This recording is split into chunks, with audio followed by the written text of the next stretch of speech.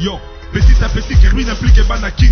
Fouta ici, fouta par là, fouta autant. Dans les mille qu'on foutait là. Peuple congolais.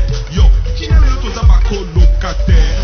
Oyo ezali colocataire. Qui est le tozaba colocataire? Oyo ezali colocataire. Qui est le tokoma colocataire? Oyo ezali colocataire. Qui est le tozaba colocataire? Oyo ezali colocataire. Donc c'est soutenir. Il faut lutter pour une nouvelle société. Mais pour la lutter, il faut que la arme, il y a vérité, il y a justice. Tontika le puta, tontika l'hypocrisie. Mboka qui na pasi, mboka qui est sans position, la génération n'a pas besoin de couper, qui n'a pas sans position, sans solution. Mais nous vivons dans les pays un temps de confusion, d'obscurité, de désespoir. Mais nous savons qu'au plus profond de la nuit, l'aurore pointe déjà à l'horizon. Analyse sur la liste. Bienvenue dans l'analyse. Chers auditeurs, bonjour et bienvenue à la seconde partie de l'analyse du week-end du 18 novembre 2017. Ici Paris, je suis Kerwin Maïzo. Effectivement, bienvenue à l'analyse, une émission de maïzo.com. Alors, Kerwin, de Tolobaki, on a première partie analyse, la seconde partie Oyo. Tozo le sujet ya journée ville morte et salaki na RD Congo et monanaki l'on dirait que ba résultat est mitigé.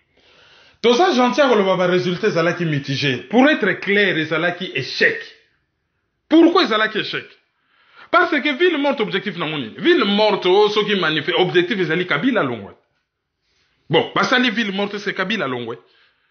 Comment ça maladie mutazo bela et yebani? Kisi oye koki ko traiter maladie wana essayer bana. Bon, toyebi ke kisi wana ezali très cher. Il faut batu ba tambola ba luka ba sangisa mongo ba sala cotisation. Bazwa kisi wana po maladie eyebani. Nazopesa bino exemple, soki ezali hépatite B. Kala wana poto kisi ezalaka te. Ah, na France bazwi kisi moko efficacité 100%, sauf que ça coûte 60 000 euros. Na yebi batu kutu baso soit traitement wana.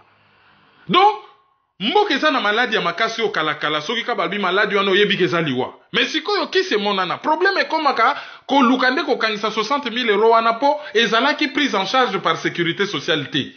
Maladi ya Congo eyebani, kisi eyebani, c'est soit la guerre soit le soulèvement populaire. En pesant le pour et le contre parce que toyebi que guerre pe ngulu bwe pa bango ba se retirer na coin e ba sali neti na Angola, Savimbi azo régner na coin, Eduardo na coin mususu et bamemi bino na mobulu ndenge wana pendant des années, mais si c'est ça les prix à payer, il faut peut-être les payer. Mais c'est le logo koki kosala que batu wana balongo ezali révolte e yindi na Goma, e yindi na Kin, e yindi na Matadi, e yindi na Boma, e yindi na Mbanza Ngungu, e yindi na Bwende, na Basankusu, na Mbandaka, na Kisangani, na Bunia, na Butembo, na Bukavu, na Mbujimai, na Luebo, na Chikapa, na Kananga, na Kikwit, na Bandundu, na Inongo, na Kutu, na Kiri, na Mongobele, na Mushi, na Bolobo. Partout et yindi en même temps, batbazo monate bako kote la wapi. Il leur faudra bacha 1 million de militaires armés pour basili sabino tout pour muyibi cause na bineza légitime. Muyibi akoyane kokufa siko ngulu te ke batba kokufa ngulu population azali révoltée bakotala ke to lemingi. Bon, et yindi boye, qu'est-ce qu'il faut faire? Il faut qu'on bendana et qu'on négocie. Bon, c'est dans ton, qu'on négocie na pouvoir à Skababi. Bon, écoute, comme pa kalawana bo effacer page, bo ya toyoka na ndenga sika. Donc malade ya Congo yebani. Tshisekedi pera sala ba ville morte ti à part ko boma population zala. Et lo nini batu bazwa. Alors batu bazwa ya na bango kaka na ville morte. Lusha oyo ezali ba association ebima chez George Soros. Oyo bazo ya na logique ya manifestation. Bazo ya na logique ya révolution te. Na logique ya mobilisation générale te. Bazo ya na logique ya révolte te. Bazo ya na logique ya manifestation. Donc, une logique démocratique. Oleba ya na logique ya charte ya Nations Unies, c'est-à-dire principe ya autodétermination de peuple. Baya na principe, nde toba une analyse à liboso, baya na ndenge ya déclaration universelle des droits de l'homme, bango bozo ya na ndenge ya article 64 ya constitution. Autrement dit, na ndenge ya démocratie, or article 64 on a pour bo appliquer yango. Il faudrait toute la constitution za la respecter. Constitution yo se zali respecter te bobendika ka article moko ke yango nde bato bakotosa. Ce qui constitution mo bezali respecter te.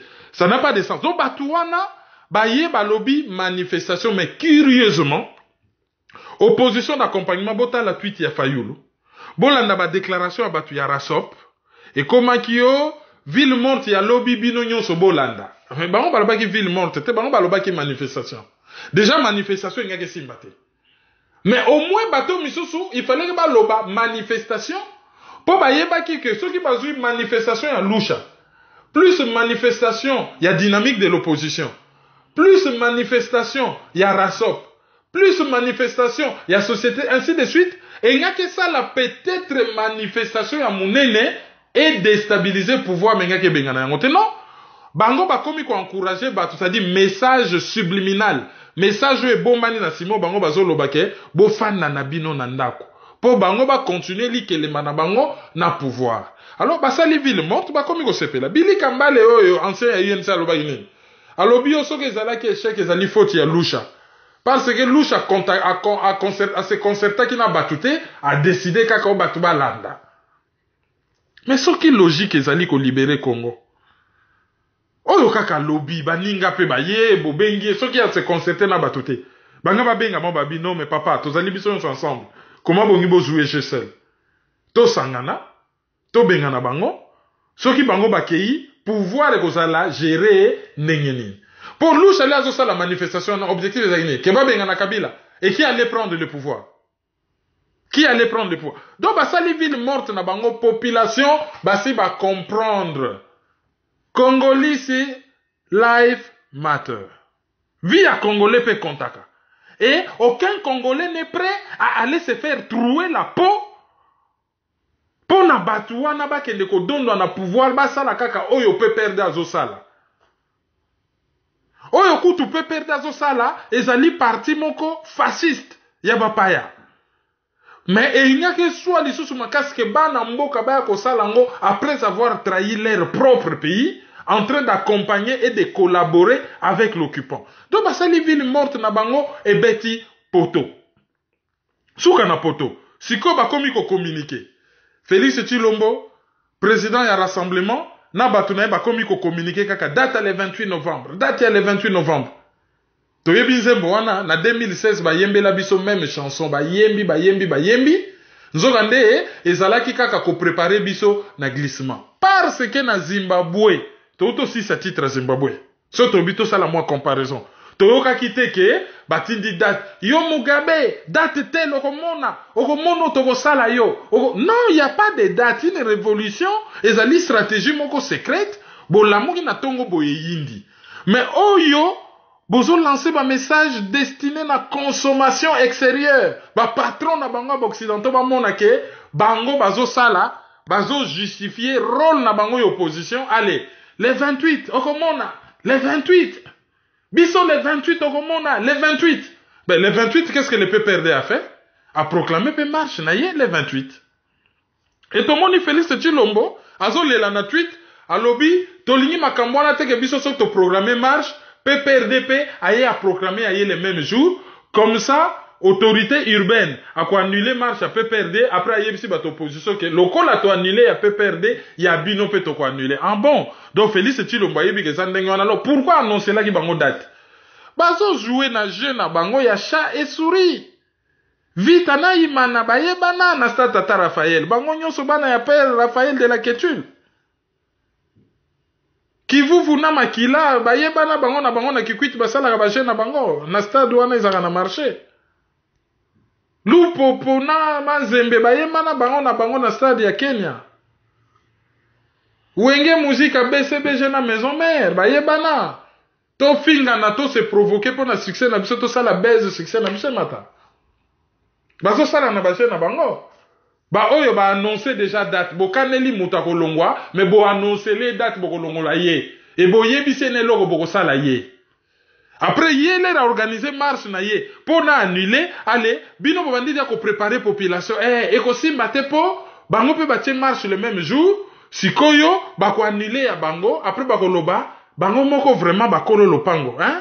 Bomoni bango moko pe perde bana bakolo lopango, ça dit bata pe perde. Moi na mukolo lopango, ça dit moi na oya komo mukolo lopango Joseph Kabila, bata pe perde, ba annulé, ba pekisi bango ba bina na lopango na bango ba botola na makasi.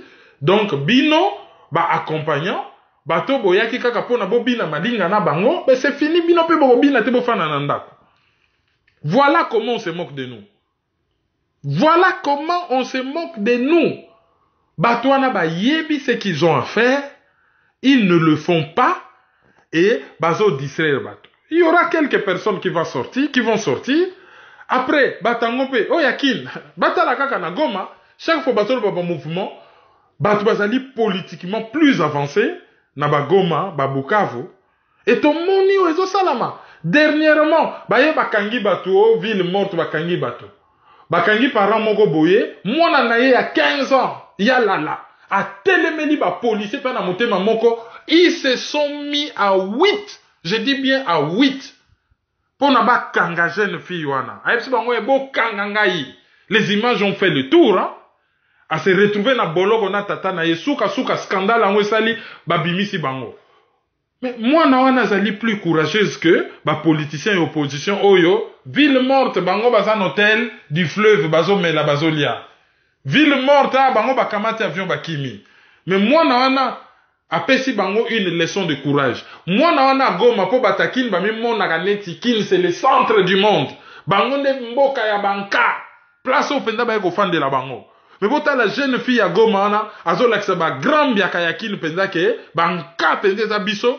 Et que ceux qui ba institution za la na Goma nde makambu et c'est changea. Mais jeune fille wana acte na ya bravoure sali ya za na malala te hein. Bon, ba koloba o ye ba betake lisasi na mutute lokola malala. Ya za na malala te hein. Mutako défendre ya zalite. Mutako côté la zalite. Mutako pousser coup de gueule parmi ba chanteur wana nyosa Congo. Hein? Parmi ba acteurs, ba comédiens, ba nani mutako pousser coup de gueule à salité. Et l'affaire est passée comme lettre à la poste. Oui, policier, ba tata. Donc, il nous kanga mwana ya 15 ans, bino mwana mwati. Est-ce que basa ba parents, basa na bana, basa na basi, ils ont des filles, ils ont des nièces, ils ont des cousines, ils ont des petits-enfants. Oyo bango ba keko kanga. Donc, classe politique a échoué. Baso ramé, ils n'ont pas de solution. Solution ezali, il faudrait population en interne et bata diaspora ba faire comprendre bango ke ba jeune abino tosi to timbeli. Botika akoko sa ke bozo bunda na mboka bo bunda kate bozo collaborer bozali compromis. Ndenge boko saka ke oto biso mwe na mboka tozo sala quelque chose. Oui, eza solo bo sala ka quelque chose mais contre le pays. Et pour cela vous méritez punition et va mettre bino à l'écart. Et que ceux qui mboka se libérer bino bako bannir bino boko kota ba boloko bako bannir bino na bana na bino pour avoir collaboré. Alors batika ko distraire bato glissement basi bandimi na bango le 31 décembre elo mo ko sala mate ba patron na bango ba occidentaux basi ba décider na bango ke élection e ko salama na fin de l'année ba lingi na bango ko bima na parlement te ba lingi na bango pe ko bima na sénité. Likamba ba passeport, motion de censure contre chez Okitundu, allez, motion incidentielle, bazana mon pe na minorité, ya blocage te, eleki nango comme lettre à la poste. Et bazongi na bango na parlement, ba touchaka bambongo na bango alors. Oh, nyos bato yebisa batu. Eza nango ba distraction. Le jour où le peuple congolais comprendra. Et mukolo peuple congolais kokoma na capacité à kozala choquer. Capacité à kozala choquer. Na oyo ezo salama. Je crois que makambo ebele eko changer mais Congolais ozala choquer ndengeni. Ozala choquer ndengeni soki nyonso kaka eza normal. Panama Papers normal. WikiLeaks normal. Bakel na bango dialogue chez Kampala chez l'agresseur. Ba fouteli même agresseur na ba perdiem normal. Ba nommé na bango ba Rwandais na armée normal. Jean-Luc Chafanhaus alobanaye que le président congolais est un Rwandais normal. Ça ne choque pas. Ba piller na bango mboka normal. Mbonga sinele 8 à brase comme anakin ba piller yango normal. Ba lobana bango ke ba occidentaux bazali prêt ya ko soutenir alternance Joseph Kabila a présenté dauphin et que même ceux qui dauphin on a fraudé bah qu'on soutenir y normal baloba que ndeko demi-frère ya Joseph Kabila oyo azo diriger banque BGFI Selemani Mtwale azali mwana ya Christopher Kanambe normal nyonso kaka normal bato bakomo trouver na bango kaka normal même na poto normal ah makamba Congo pasi makamba Congo mutu pasi mutu aleki na ye baza na capacité à coagir à leur niveau même na ba réseaux sociaux bato bazo trouver na bango nyonso kaka normal et bazo boto la biso mboka pe kaka boye normal et toko koma na biso pe ba apatride pe kaka boye ndenge ba kurde pe bazanga pays bazali baloté entre Turquie, Irak, Iran, bon, Kurdistan et Zalaganango lisusu te et kufa nango pe kaka boye normal. Voilà. Et c'est très dommage. Sikoyo tukolo bake objectif ya ba journée ville morte wana ba organiser ka izali ko laksana ba commanditaire capacité à mobilisation na bango ou bien eza vraiment ville morte pour na koluka ko impacter économie ya Congo. Non, ezaka il faut pas justifier rôle na bango opposant. Aux alate opposants, aux jouer rôle, aux toucher salaire, aux voyager, tout ça, et yo ça la rien. Il faut de temps en temps opposer moi bah acte d'opposition mais sous contrôle et dépasser ligne rouge. Et conséquence nango ils ont impacté négativement l'économie en boka parce que ceux qui mutafandi bat ba vivre au jour le jour, bat ba vivre kande bango ba benga ka auto du jour. Ceux qui mukolomo mutake copte, mutake moi kayu wanate, place à kena ko ramasser moi ba miette, ben à ko vivre été. Donc ba action na bango ils ont touché tes pouvoirs na porte-monnaie mais ils ont touché plutôt population na porte-monnaie et ils ont fragilisé et population ana azali frappé par une espèce de syndrome de Stockholm où yetinda keke muto alinga buro na ye et ba komi ko mona ba politicien oneti ba gangi politicien talela biso likambo abino bat bosala ke tozala. La réalité de l'histoire c'est que batwana bazali ba buro na bango bazo bosser contre le pays et soko dénoncer en côté aux alliés un peu complices de cette affaire bazali à court d'idées basi babimi na bango mo pépé bon de temps en temps il faut bataka makele les mains na pourquoi ba yebi ndenge nini bazo négocier ndenge nini basolola kana ambassade place bakena ko zo ba ordre ba yebi ndenge nini na moi bazalaka na opposition na butu bazalaka na kingakati donc batwana bazo bosser mais réellement contre le pays. Et puis, si koyo manque à gagner, on a transférer en d'une façon ou d'une autre, na diaspora, on to poussani na fin de l'année. Oui, bien sûr. Manque à gagner, on a. Ceux qui mutake kayute, mbonga minerva les ate, mbonga kolate zate, mbonga kise zate, bako benga bata diaspora. Bata diaspora oyo, batu misusu, bakoma, neti on dirait bango bat bamontaka stratégie à combat na diaspora ke, boke no bunda na terrain. Bobima, botika ko bom, mutazo bomba na te, mutu pa okene na terrain te, terrain za partout, on a des ordres à recevoir des personnes. On fait ce que l'on veut, et d'ailleurs, soki biso tende, mboka ane se koyakala. Alors, soki kaka bache premier ministre, moka zune ka mesure ke akangi ka ba Western Union, akangi ba Manigram, ba Lambert, akangi ba biloko wana tout, ba Lambert de Paris, tout, akangi yango pendant un mois, les émettes. Joseph Kabila Kei. Pour y pendant que bango sa na bango ba ville morte na bango yazo seka na ye bango bazali na ko préparer déjà sortie ya Bruno Tshibala sur akocha nani pour na toleka mois de décembre bien ngai ko kamusanga même te boko yoka a nommer na ye ndala wandala po bandala wandala nde balongwe pe na ba pareko ba fanda na bango na coin na bango bazotala makambo ndenge zoleka le ba ko sala sortie na bango okomona bon bakomi ba interlocuteur yakin, c'est-à-dire ba okota na logique moko politique. Et logique politique, ce qui pouvoir ba pesa ngo Félix Tshilombo te ngai na lobi te ke ba konomé ye, ba to kalingala. Na lobi e ko kamwisa na yango ngai te que oyo kapé le prochain premier ministre e ko zalanda la wandala. Na cadre kaka ya bon malheur, ba tsheye pe boye décembre leki, bon, yazali résistant, ya ko préparer l'élection. Si ko basui résistant. Et côté wana, ba yebi que ba taliban ba ko attaquer mingité parce que certains talibans bazalaka surtout ba oyo ya frange messianico motribalo bakoki koya na logique tribale pe bakoatake mingi te bakoapuye okomona pe bon c'est juste on est en train de réfléchir pour ça tolobi bataliban bango nyonso bazalaka baluba te baza majoritaire parmi bataliban mais bango nyonso bazalaka baluba te donc baluba baza bataliban te il y a un groupe de personnes oyo tobengaka bataliban oyo toyebi bango bazali bien identifié baza kaka baluba te bien que baluba bazali majoritaire donc oyo bakoki kokota na logique bon so batie ndala mandala basoutenir ye na cadre ya motribalo donc tout ça peut-être tout ça là ba calcul moko compliqué mais bon opposition ça na ye wana réactionnaire soki basali bango ba réagir baza na stratégie penza te baza na vision te baza na bango perdu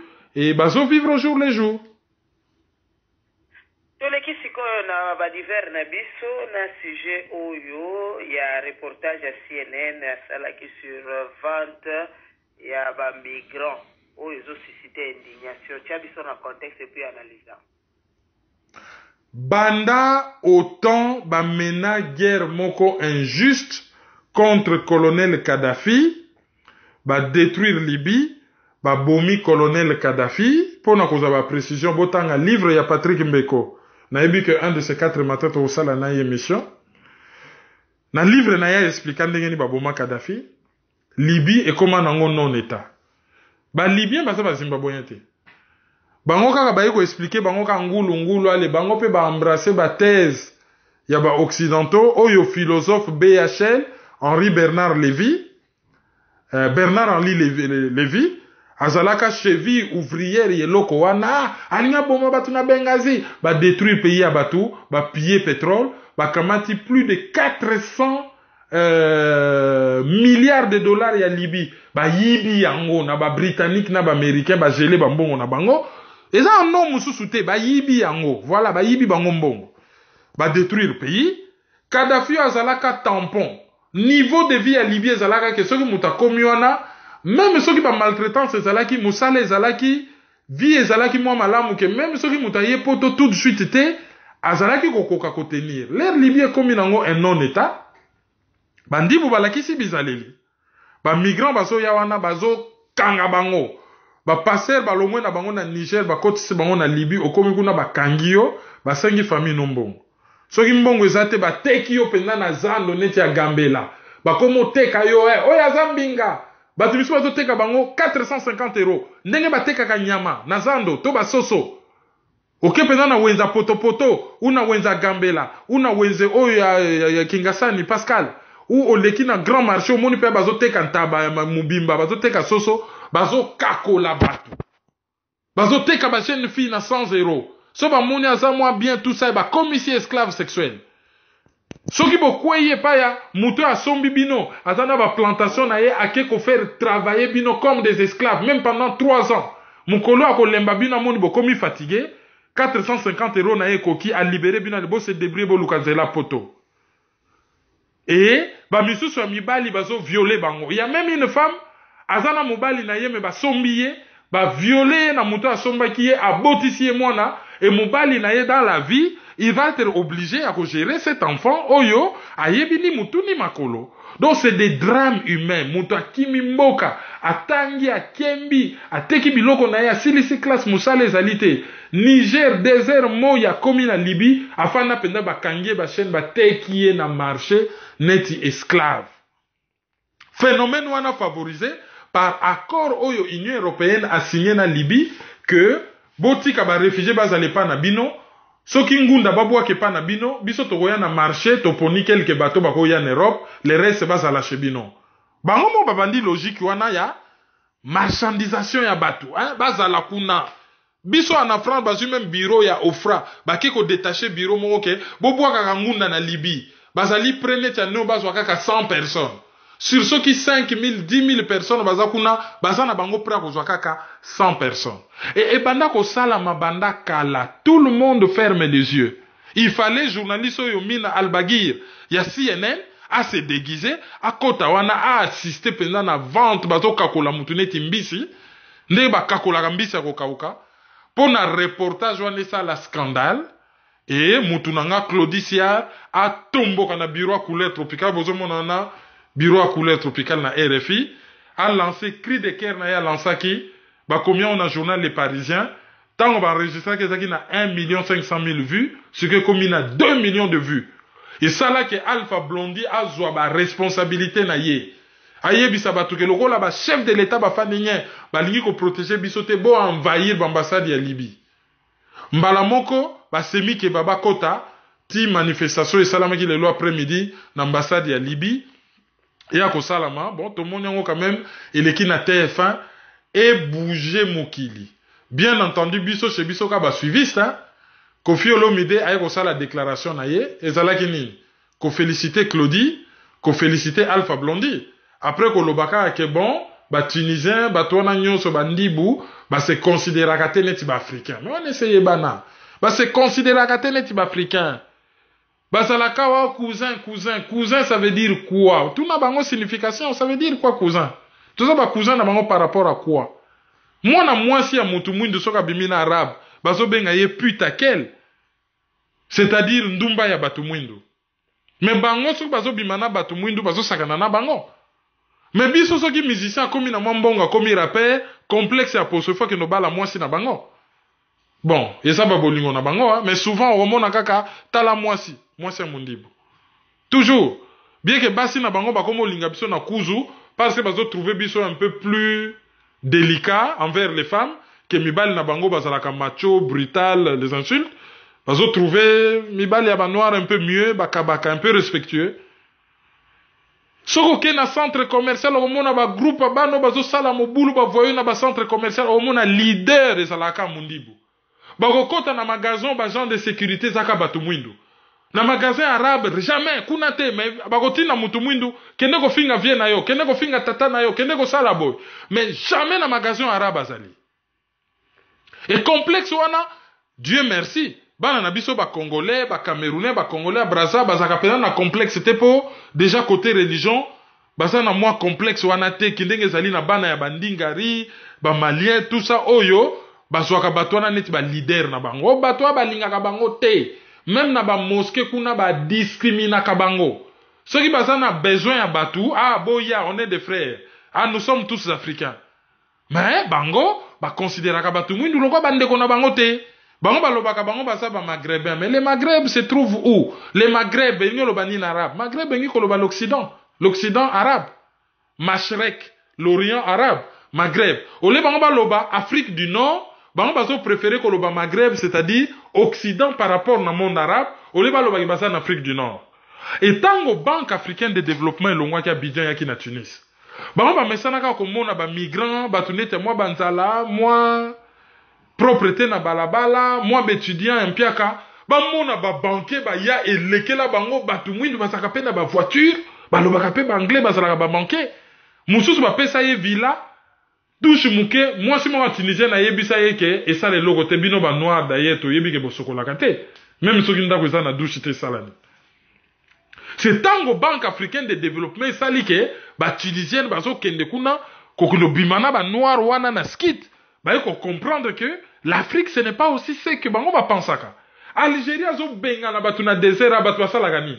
Tous les présidents africains c'était l'Union africaine c'était bazo boma batu na Maroc, ba boma une jeune congolais so ina poussette so nini. 3 ans ba bomela et moi na poussette et les caboy personne n'a osé lever les petits doigts. Basalaka wana kaka batese na musala omona kaka bonjour oko kanga porte eh soko za côté yebise te yo mo kanga porte non mon frère c'est pas mon frère man nazo soko non azo tester yo azo ascendance psychologique sur yo ako bandoka mo ba blaga muke pesange logo tel soko za musika OK mais musika mo c'est à 20 mètres pesange logo tel non venez prendre okanga porte wana non vous venez fermer je suis pas votre garçon de course batwana il faut que teleme la bango Bayeba que nous devons nous faire respecter. Claudie Siaragangi, Kofi Olomide Komekaka, je félicite, je fais si. Ça dit perdu, bazoyeba eloka kosala te. D'ailleurs, tout ça na sujet moko sur ma solo cardinal Abetakina na ba musicien. Na cadre kaka ya ba réaction, ya ba grande personnalité na dossier wana. Bon, na aucune réaction à Maître Gims c'était mais bon c'est rappelé il y a quelques mois. Maître Gims aleki na émission moko ya grande écoute. On n'est pas couché na France 2, émission ya Ruquier. Batuni e question sur situation humanitaire ya RDC. Aboyi na ekoloba. Ba insiste, aboyi, alobi etaleli eti. Akokota makambo wana te, etaleli eti. Ya fanda gane na France, aza na kombo, toyebite logo ni na zobanga. Pays oyo ya botama, akola na yolo, bien ka ya mwana muke peut-être na âge à 8 ans, je ne sais plus quel âge ya.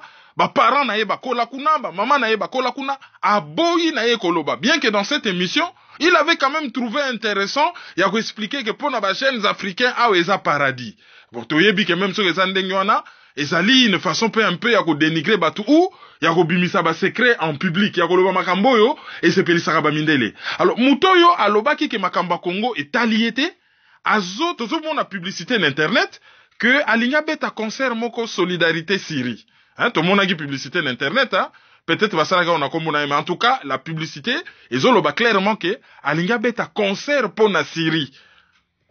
Muto azali capable te ya ko beta un concert humanitaire pour na bandeko na ye mais azali prêt pour na ko beta la yango ba syrien. On est aussi en droit de se poser ba question, hein, wapi ba priorité na biso.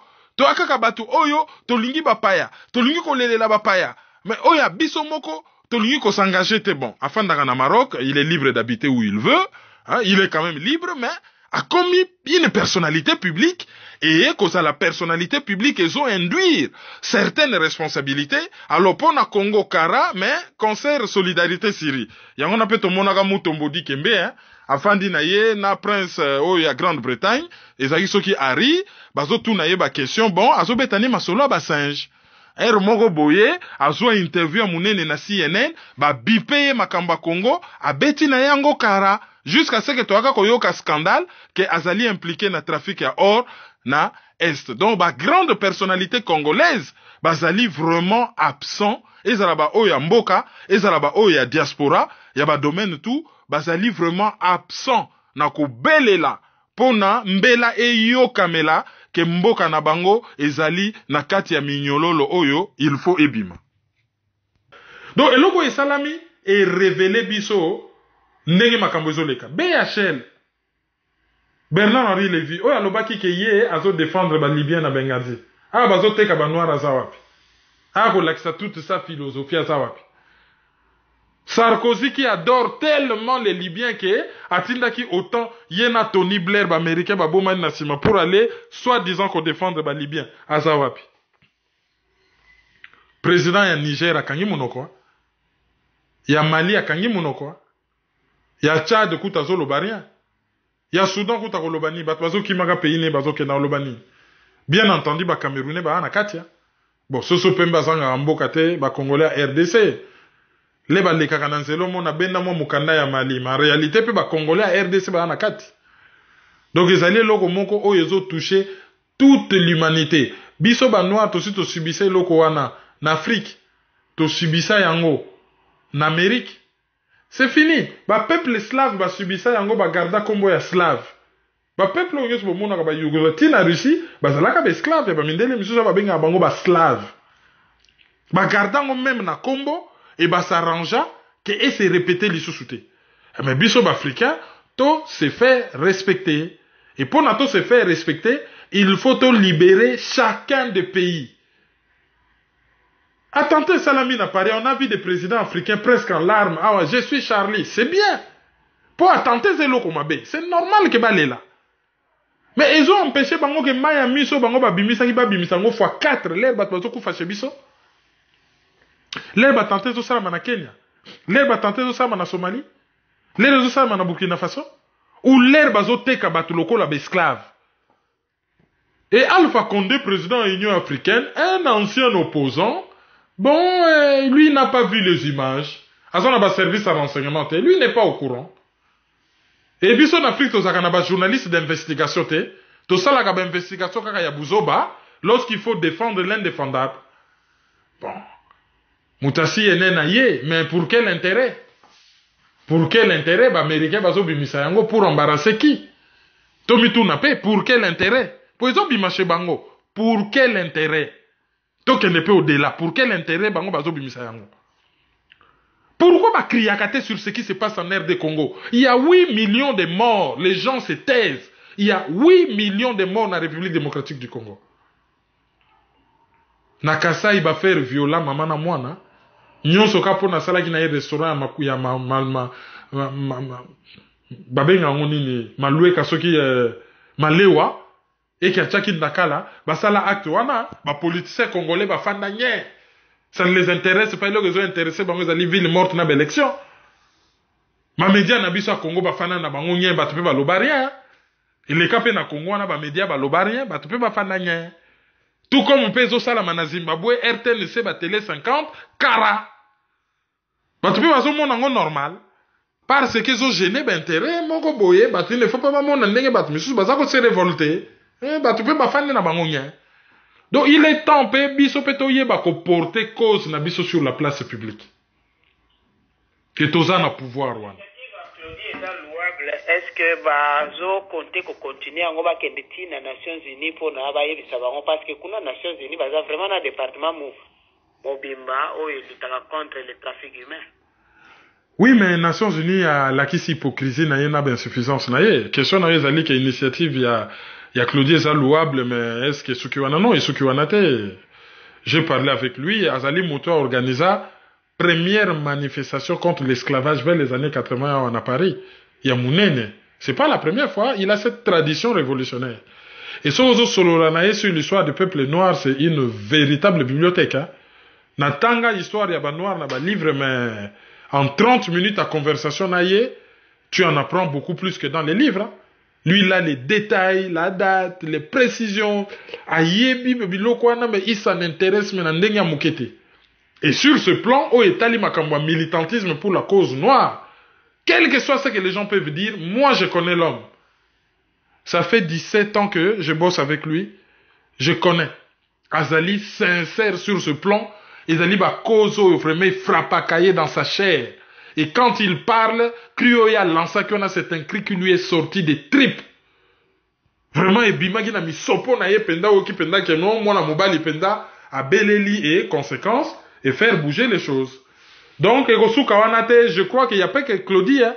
Biso tout, tozali à travers ba pays na biso, tozali na ba droit na Nations Unies. À travers ba ONG.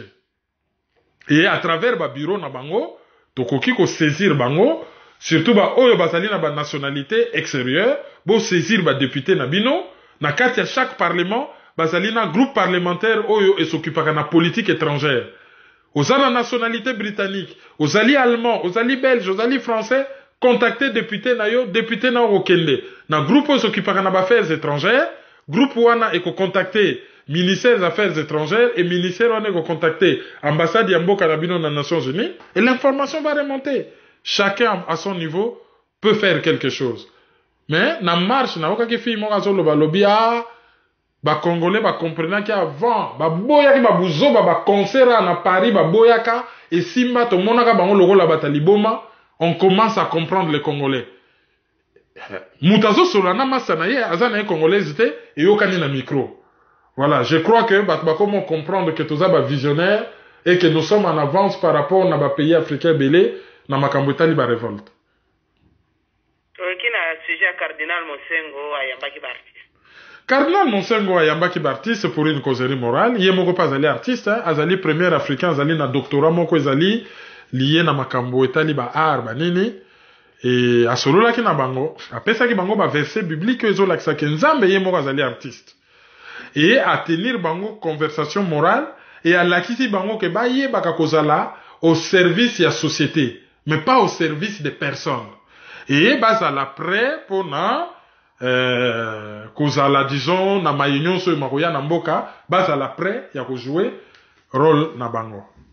Alors ba propos wana esalaki ke peper dazo bengango ba propos insurrectionnel. Donc insurrection ezali moto yo azo lukaneti ko sala guerre. Oria salaki na ye simple causerie morale. Mais même so ka sali ba propos insurrectionnel. Charte des Nations Unies est autorisée yango. Déclaration universelle à droit de l'homme est autorisée yango. Document oyo babengaka constitution RDC est autorisé yango. Donc azana droit ya ko solana ba artiste.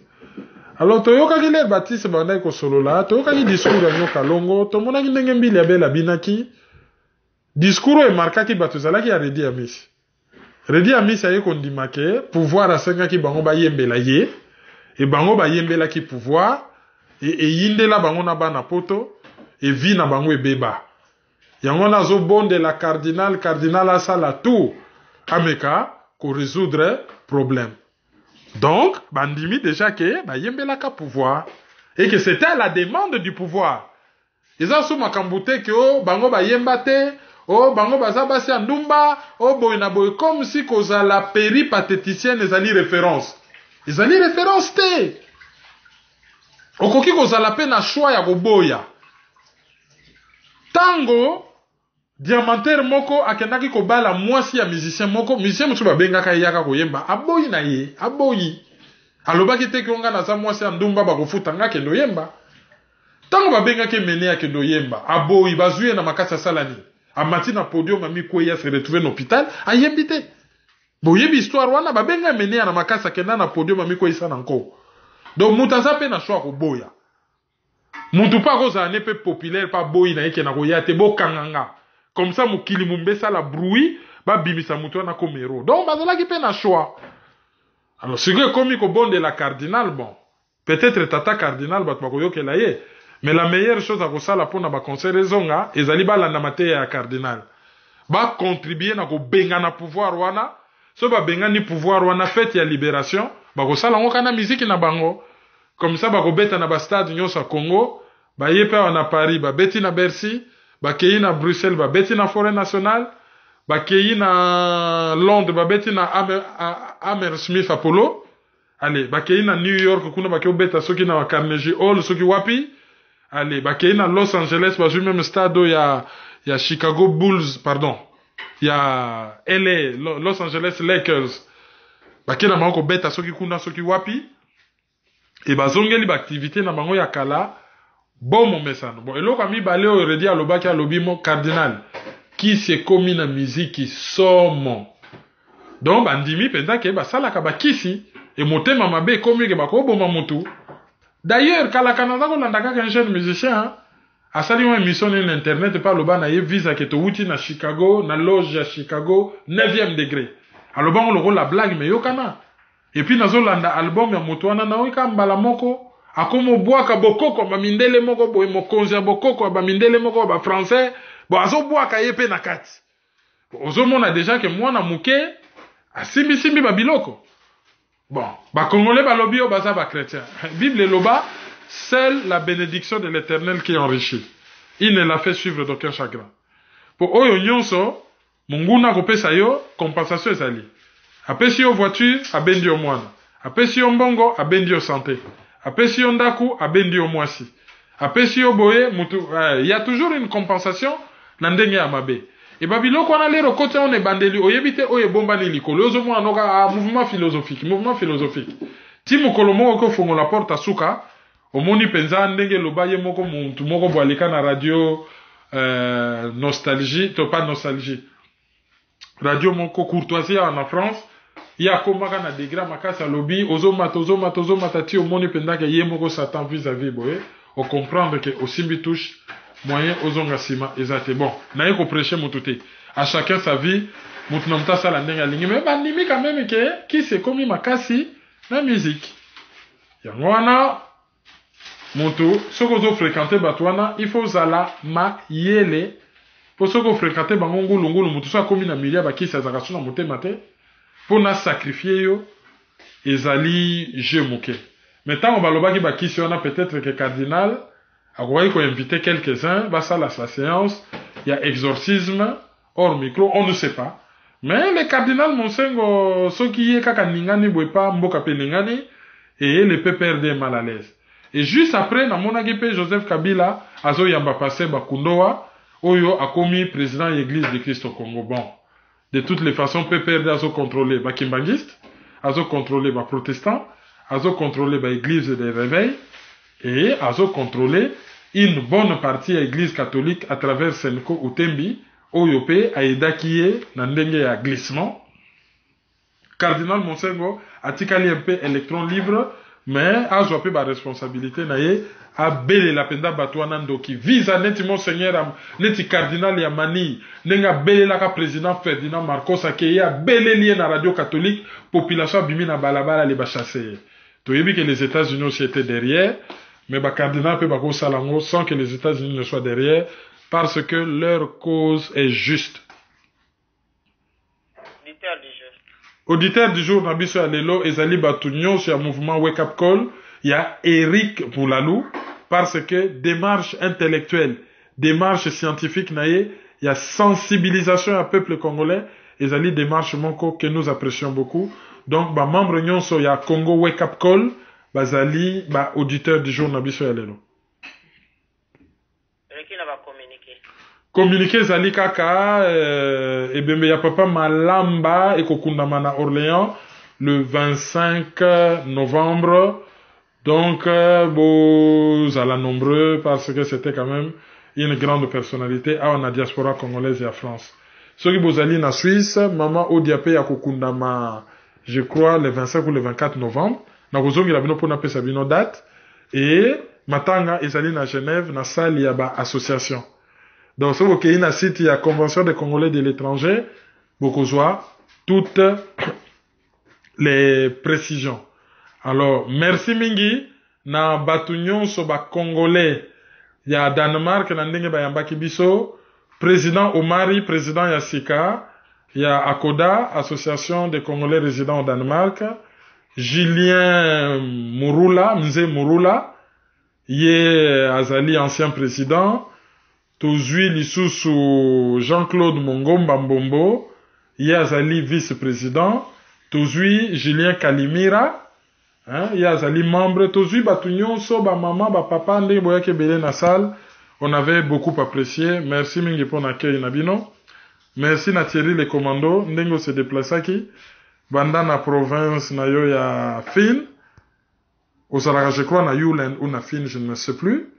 Nandengo yaki bon émission to sala ina Thierry le commando ezali na maizo.com ezali masolo ya lomingo po yango pe zongi bolanda yango pe belé na ko recommander bino pe émission moko Willy Lokasa salaki po na ko aider bande ko na biso ba yeba ko argumenter ko yaka ka bla bla bla bla po no yeba na sima Kerwin ça sert à rien.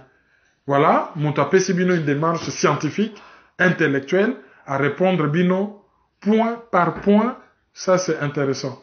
Bolanda pe émission oyo ezali na CCDP TV oyo Bobo Congo asalaki azalaki pe ko mener ba réflexion na ye sur makambo ya mboka ndenge ezali ko tambola mikolo yo. Alors numéro à téléphone na biso d'ici 3 jours ezala toujours 0033 758 469 414 site ezali maizo.com, chaîne YouTube ezali Kerwin Maizo bo s'abonner, c'est gratuit. Page Facebook ezali Kerwin Maizo le panafricain. Groupe Facebook ezali les amis de Kerwin Maizo le panafricain. Bokoki kolanda biso na debriefingmediachannel.com. Bokoki kolanda biso pe na décodeur Sepela TV canal 199. Pour na site, bo faire connaître yango, bo partager ezali site nabino. Merci de nous avoir suivis.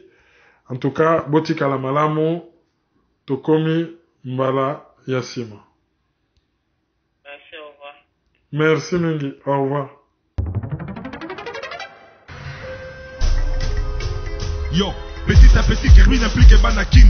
Tout à ici, tout à par là, tout à autant. Tous les mille qu'on fout là. Peuple congolais. Yo, qui est l'autre zaba colocataire? Où les amis colocataires? Qui est l'autre zaba colocataire? Où les amis colocataires? Qui est l'autre colocataire? Où les amis colocataires? Qui est l'autre zaba colocataire? Où les amis colocataires? Donc c'est soutenir. Il faut lutter pour une nouvelle société. Mais pour la lutter, il faut que la arme, il y a vérité, il y a justice. Tontika lokuta, tontika l'hypocrisie. Mboka ezokende na pasi, mboka ezokende na sans position, ba génération na biso pe ezokufa, ezokende na kokufa sans position, sans solution. Mais nous vivons dans les pays un temps de confusion, d'obscurité, de désespoir. Mais nous savons qu'au plus profond de la nuit, l'aurore pointe déjà à l'horizon. Analyse sur la liste. Bienvenue dans la nuit.